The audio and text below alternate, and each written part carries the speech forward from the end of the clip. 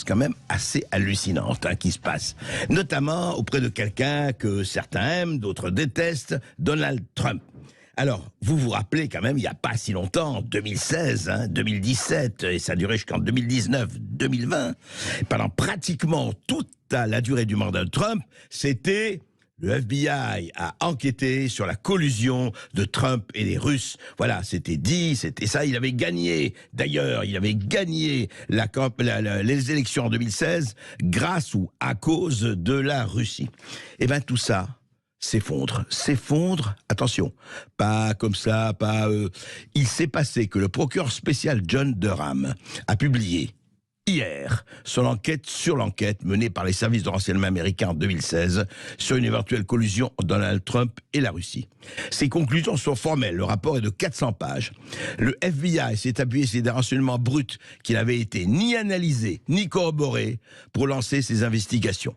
Il a manqué d'objectivité, dit le rapport, qui était extrêmement attendu. Et donc, voilà, ils ont enquêté, comme on l'a dit. Eh bien, ce que dit Durham, il dit... Le FBI et le ministère de la Justice doivent reconnaître qu'un manque de rigueur analytique, un biais de confirmation et une trop grande confiance envers des sources liées à des opposants politiques ont empêché les enquêteurs de considérer des hypothèses alternatives et d'agir avec l'objectivité appropriée. Il dit voilà, je dis justement, la vitesse et la manière dont le FBI a décidé d'enquêter sur Trump contrastent avec l'approche adoptée précédemment dans une affaire sur une possible ingérence étrangère dans la campagne de Hillary Clinton. Voilà. Il le dit, alors évidemment ça crée un séisme aux États-Unis. Les pro-Trump disent, voyez, on vous avait dit que c'était du fake news total. En fait, ça illustre de façon très spectaculaire cette fois-ci comment on peut utiliser, comment évidemment, c'est pas nouveau, mais avec les réseaux sociaux et avec la mondialisation, ça prend des proportions planétaires. Comment tuer un opposant, comment répandre et pendant des années et des années répéter la même chose. Et évidemment, les gens sont influencés. Charles Gave, bonjour. Bonjour. Vous êtes président de l'Institut des Libertés et vous avez été l'un des premiers, on en avait parlé ici même dans cette émission, il y a déjà 2 ans. Vous avez parlé de John Durham et du procureur Durham. Et voici que le rapport de Durham sort et il dit, attendez, il n'y avait aucune raison que le FBI lance cette enquête sur une possible, mais révélée fausse collusion entre Trump et la Russie. Absolument. Mais là, il faudrait essayer de remonter un petit peu d'un étage. Oui. C'est-à-dire, bon, vous imaginez pas des braves flics, même les plus importants, s'amusant à ce genre de truc, essayer de descendre un animal politique, parce qu'en principe, c'est pas leur métier. Ouais. Donc, à mon avis, il est tout à fait évident que le FBI avait reçu ces consignes de l'administration américaine qui était en place pendant la première campagne de Trump, qui était l'administration Obama. Et tout semble indiquer que l'administration Obama a noyauté le ministère de la Justice à un point tel qu'on ne réussit même plus à poursuivre des gens comme les Clinton pour l'histoire de la Clinton Foundation et tout ça. Oui. Donc, ce qui m'intéresse beaucoup dans cette histoire, c'est que les États-Unis nomment un procureur spécial. Oui. Le premier, je crois que c'était pour Watergate. Oui. Dans le fond, le ministère de la Justice est soupçonné de ne pas être neutre. Oui, absolument. Donc John Durham, c'est le procureur spécial qui a été nommé. Qui a été nommé par Barr, le ministre de la Justice, pour poser 2 questions. Qui a donné l'ordre de monter ce coup? Ouais. Qui? Alors, on sait maintenant que le coup a été monté, puisque c'est ce que vient de dire Durham, mais on ne sait toujours pas qui a donné l'ordre à ces sous-fifres de continuer à faire ça. Et ça ne peut être que l'administration Obama et Biden. Oui. Donc, ça se rapproche, mais on ne sait pas, on ne sait toujours pas, parce que quand même, poursuivre le FBI qui fait une enquête prolongée sur le nouvel élu président des États-Unis, qui est le chef du FBI, Comment est-ce possible? Vous voyez ce que je veux dire? C'est quand même un truc. Oui, vous voulez dire, il n'a pas pu faire ça, évidemment, sans instruction du sommet, en tout cas du commandement. Et le commandement, il est politique. Il est Obama, il est Clinton. Et c'est Biden. Et Biden. Et Biden était président. Oui, Il y a tout le monde sait qu'il y a eu une réunion. Oui. Vice-président, il y a eu une réunion. Il y avait Biden, Obama, etc. Où ils ont pris la décision, pendant la campagne présidentielle la précédente, d'essayer de se payer Trump avec ce dossier. Oui. Et l'empêcher d'être élu. C'était une des... L'idée, c'est de l'empêcher d'être élu, mais ensuite, il a été battu la fois d'après. Et par exemple, il y a eu un autre truc qui s'est passé, c'est que tous ces milieux qui détestent Trump, quand il y a eu l'ordinateur du fils de Biden, ils ont tous dit que c'était une manœuvre russe. Oui, exact.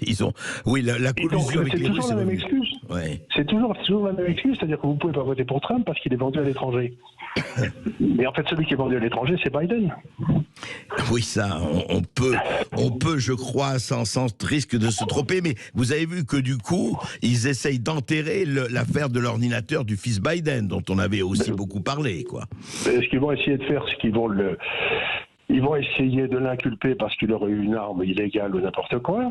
Et quand quelqu'un est inculpé, vous ne pouvez plus en parler, ni chercher des preuves, ni quoi que ce soit. Donc si vous voulez enterrer une affaire de concussion avec des pouvoirs étrangers, vous inculpez le fils de Biden pour une histoire de port d'armes idiote. Et puis on n'en parle plus, quoi. Mais comment ça se fait? Vous voulez dire que dans la loi américaine, s'il est inculpé, pendant qu'il est inculpé, on ne peut plus en parler? Non, exactement. Si vous êtes inculpé, par exemple, vous passez devant le Congrès, la Chambre des représentants, là, oui. On pose des questions, le type va répondre, écoutez, il y a une enquête qui est ouverte, je peux rien vous dire.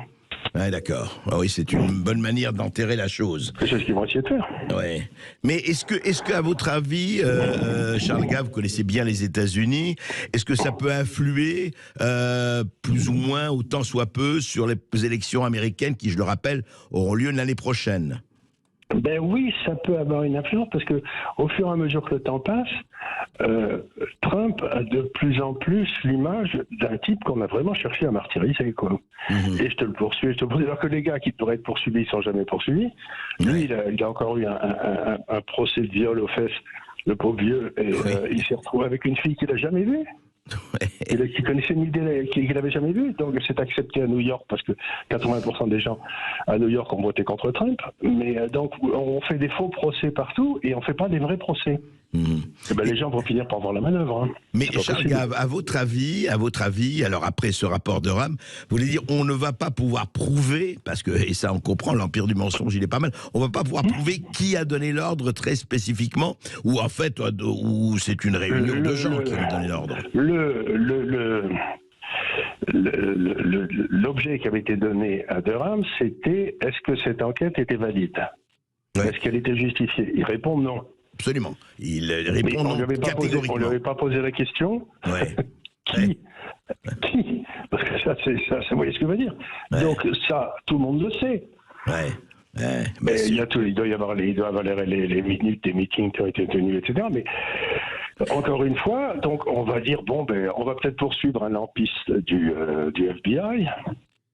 Oui, puis, mais Charles Gave, est-ce que les représentants, je parle des représentants parce que la Chambre est à majorité républicaine en ce moment, est-ce qu'ils peuvent lancer, eux, un avis en disant nous accusons, comme ils le font pour les responsables du Covid ou certains, en fait, de la gestion du Covid, est-ce qu'ils peuvent lancer je ne sais pas, une plainte ou contre X ou Y en disant mais... Ils ne peuvent pas, le Congrès de la séparation des pouvoirs, s'il y a quelque chose qui est trouvé, on amène le dossier au ministre de la Justice qui, lui, décide de poursuivre ou pas. Donc, les représentants, ils peuvent gueuler tout ce qu'ils veulent en disant c'est Obama, etc. Ils peuvent en avoir les preuves, mais à ce moment-là, il faut les transmettre au ministère de la Justice qui, étant un démocrate, s'empressera de les enterrer. Très intéressant. Donc, en fait, l'histoire de Rame, bon, effectivement... bien après, hein, parce qu'on est déjà dans la présidence bien après, c'est en fait 5 ans après ou 6 ans après blanchissent, entre guillemets, bon c'était un peu fait en partie, mais de façon officielle blanchissent Trump, mais effectivement on verra ce que ça donnera dans les prochains mois. C'est-à-dire, le point important qu'il faut comprendre, c'est que ça blanchit Trump, mais on ne sait toujours pas qui a commis le crime. Oui. On sait que Trump n'a pas commis le crime, mais le simple fait de demander une enquête sur Trump, c'était un crime. Et on ne sait pas qui a donné cet ordre-là. Ouais.